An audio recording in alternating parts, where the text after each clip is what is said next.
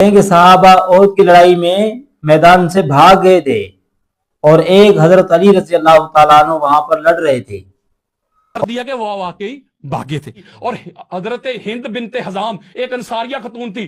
جب یہ افواہ پھیل گئی کہ احد میں حضور علیہ السلام شہید ہو گیا, سارے چھوڑ کے چلے گئے, وہ بیچاری ادھر سے آئی, وہ میدان کی طرف جا رہی تھی, یار لوگ میدان سے گھروں کی طرف جا رہے تھے. مجھے جملہ کہنے دیجئے, میں سیگا چینج کرنے لگا. اور کہتے ہیں کہ حضرت علی نے بہت ساری جنگوں میں شرکت کی ہے اور بہت ساری جنگیں حضرت علی رضی اللہ تعالیٰ عنہ کی وجہ سے فتح ہوئی ہے. آپ لوگوں کا یہ دعویٰ ہے کہ یہ ساری جنگیں جتنی بھی ہوئی حضرت علی رضی اللہ تعالیٰ عنہ کی وجہ سے فتح ہوئی ہیں.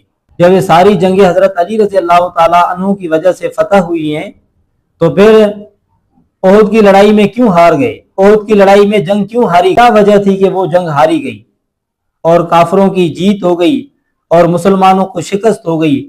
آخر اس کی وجہ کیا تھی؟ آپ کہتے ہیں کہ صحابہ میدان سے بھاگ گئے تھے. تو صحابہ میدان سے بھاگ گئے تھے, آپ کے مطابق اگر وہ میدان سے بھاگ گئے تھے تو پھر اسی وجہ سے ہی تو جنگ ہاری گئی. جب صحابہ میدان چھوڑ گئے, جب صحابہ نے میدان چھوڑا اور حضرت علی خود میدان میں لڑ رہے تھے, اس کے باوجود بھی شکست ہو گئی, اس کے باوجود بھی شکست ہو گئی.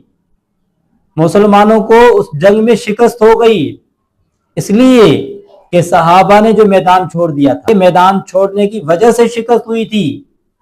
تو پتہ چلا نا کہ جب انہوں نے میدان چھوڑا تو شکست ہو گئی. مقصد یہ ہے کہ صحابہ نے جب جنگ چھوڑی, وہ جنگ سے تمہارے مطابق بھاگ گئے. صحابہ میدان میں لڑتے تھے اور وہاں سے پیچھے ہٹتے نہیں تھے تو جنگ میں فتح ہو جاتی تھی, جنگ جیت جاتے تھے.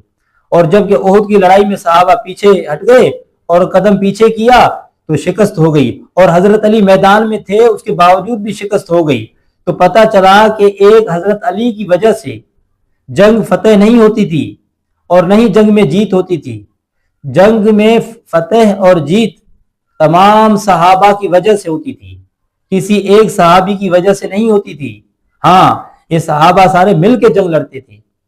اگر صحابہ کے اندر وہ شجاعت, بہادری نہیں تھی تو ان کے آنے اور جانے میں کیا فرق پڑتا؟ ان کے آنے اور جانے میں کیا فرق پڑتا؟ تو ان کے آنے اور جانے میں کیا فرق پڑتا؟ کیونکہ وہ تو لڑتے ہی نہیں تھے, وہ تو پیچھے ہی رہتے تھے. تو اب اس جنگ سے جب وہ پیچھے ہٹ گئے تو جنگ میں جیت تھی اس میں شکست ہو گئی, جیت شکست میں بدل گئی.